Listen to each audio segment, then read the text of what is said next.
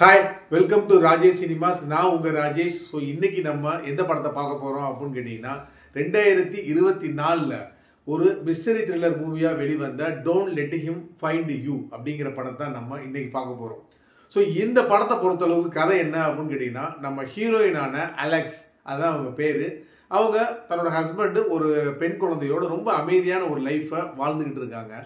அப்போ இவங்க யதார்த்தமாக குடும்பத்தோட ஒரு பார்க்குக்கு போகிறப்ப என்ன ஆகுது அப்படின்னா, அங்கே ஒரு வயசானவங்களுக்கு கார்டியாக் அட்டாக் ஏற்படுது.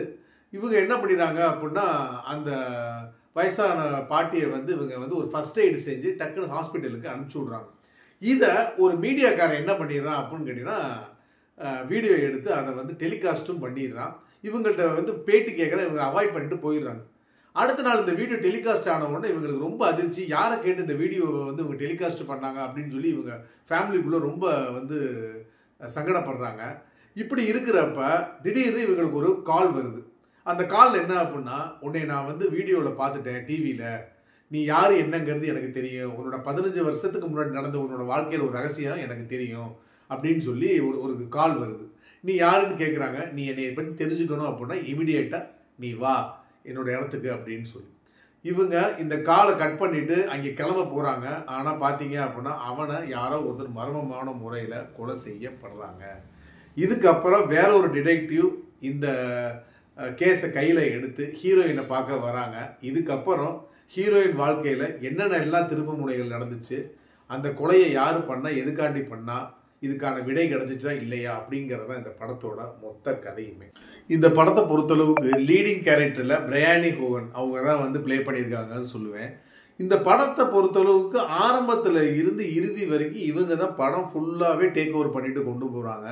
அதுவும் இவங்க தன்னோட குழந்தைய பாதுகாக்கிற டயத்துலையும் சரி, தன்னோட ஹஸ்பண்டை விட்டு கொடுக்குற இடத்துலையும் சரி, அதே மாதிரி அந்த ஃபோன் கால் வரப்போ இவங்களோட ரியாக்ஷன்ஸ்லாம் பார்த்தீங்க அப்படின்னா வேறு லெவலில் இருக்குது.